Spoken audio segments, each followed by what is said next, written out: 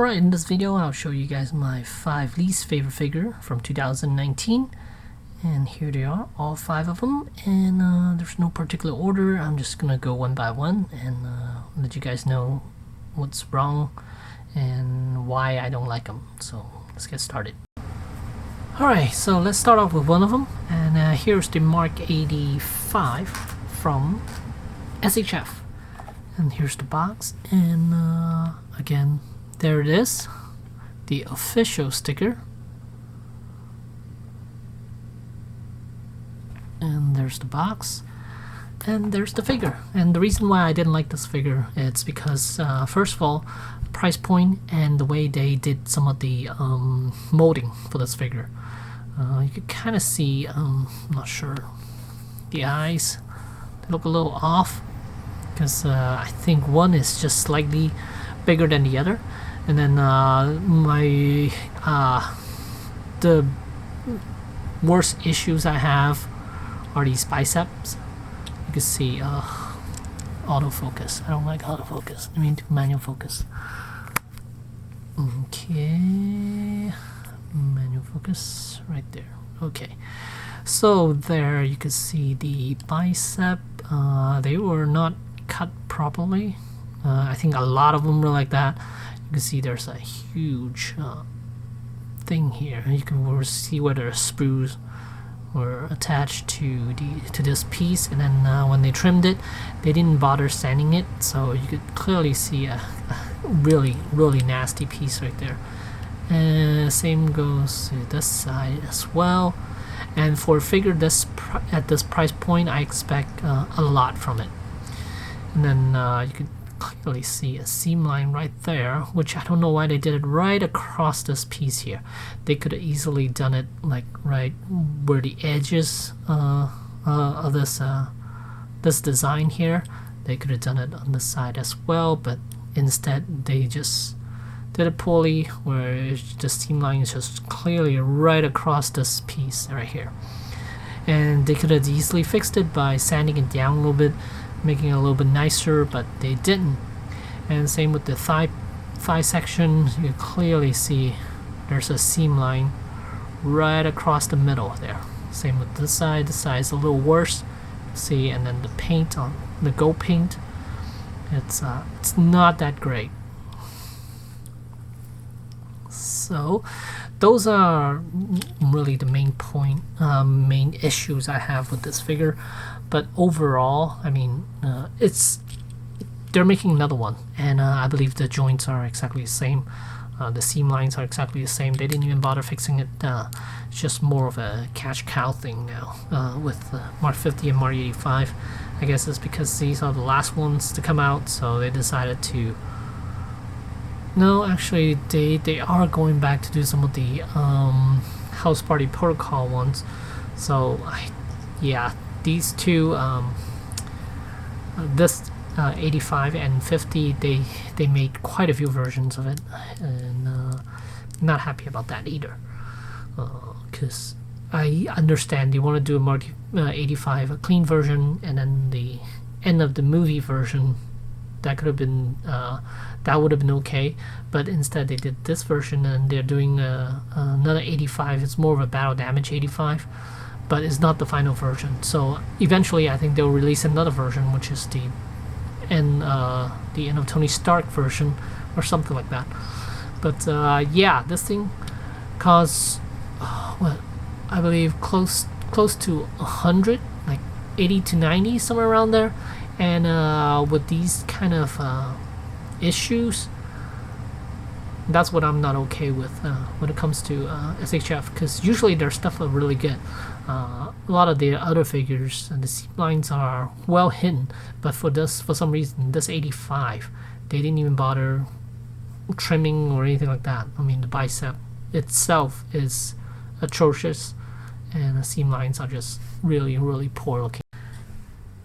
And the next figure I have issue with is this Ironhide here. This is the Takara Tomy movie masterpiece, MPM06, I believe, and or MPH06, whatever it is. But overall, the design is nice.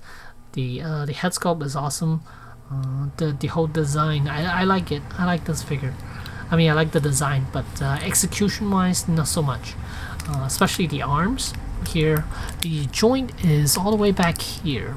If I can lift this thing up, you can see the joint is back here. So there's a lot of limitation when it comes to movement here because of how the shoulders is constructed, and the arms are all the way back here. So I mean, you could go like that, but that's about it. And rotation is right there, so it limits a lot of articulation, a lot of range of motion, to be exact, because they have the joint right back here.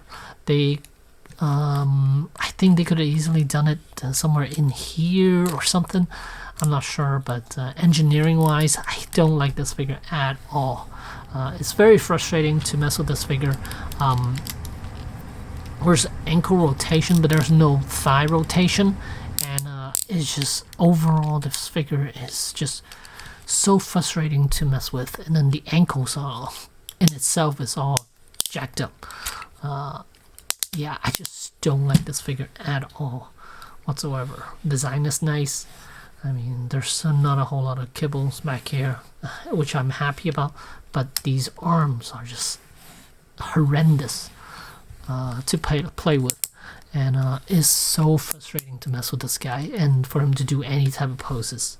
So this is why it's on my top 5 worst figure of 2019. And next up is this Seth Trooper. For the most part, I like it. From neck down, I like this figure, but the neck up is what I'm very frustrated about.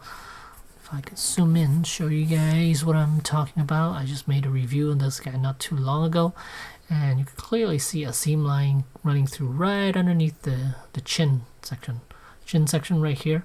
There's a huge seam line that's run right through it, which is so obvious. And I'm most certain that this is a separate piece. This whole nose section, the mouth section, this whole piece, it's a piece that can be pulled out. But the way they execute this figure is just very, very poorly done. The seams right there, then the color doesn't really match perfectly.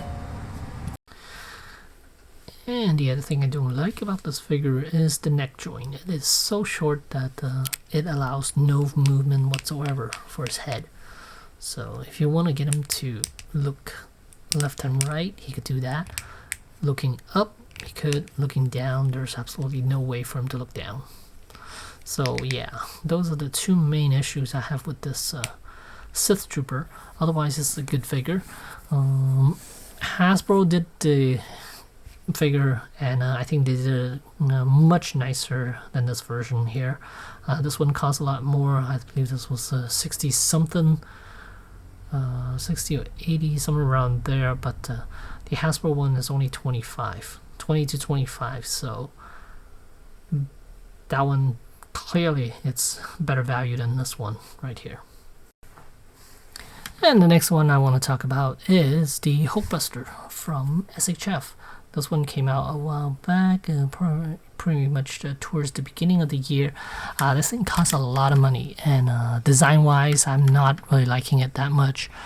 Figure when it comes out, I would imagine the figure would look a little nicer than what we have here, and it felt like a figure that just wasn't too much fun to play with.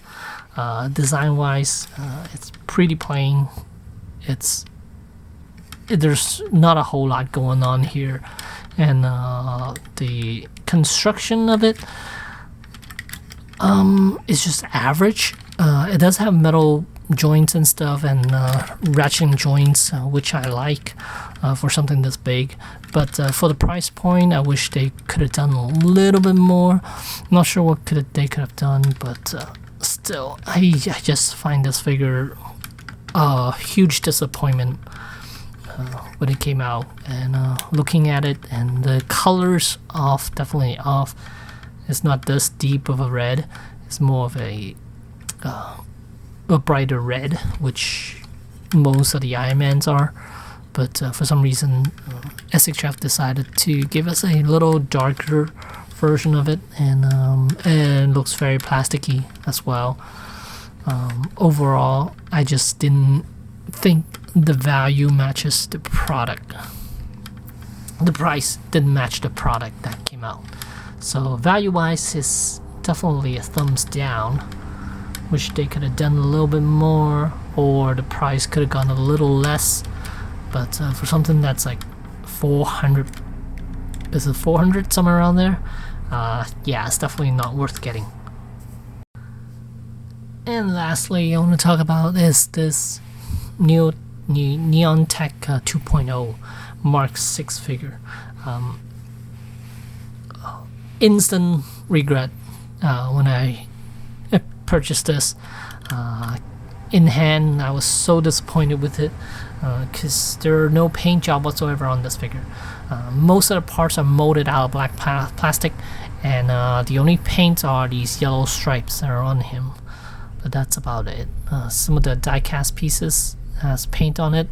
The shoulder pad, the legs, some of the pieces are painted, but most of the plastic pieces are not painted. And I wish they would have gone a matte finish instead of a glossy black, because it looks and feels very plasticky to me, and overall it just doesn't translate well on camera or in person. Just not a good figure in general. Wish I didn't get this, but and the price not going up, so there's no point in selling. I'm not gonna make my money back or anything like that. And they're coming out with another one with the War Machine Mark 1. I wish they could have just re-released the War Machine Mark 1 in the War Machine color. Instead they have to do this stupid Neontech again with the black and orange, which I will not get, of course, unless I can do a really good paint job on the War Machine. Then I'll probably get it and just repaint the whole thing to the actual War Machine colors. But since I am not that good on painting models and stuff like that, so I'm not gonna get it. It's a waste of money. And hopefully they'll re-release the War Machine Mark 1 in its regular colors instead of the stupid Neontech stuff. So yeah, that's why this is on my list. So hopefully you guys enjoyed this video, my least favorite 5 figures of 2019, and the my favorite top 10 will be up shortly, I would imagine. But there you go, least favorite 5 figures from 2019. Thanks for watching.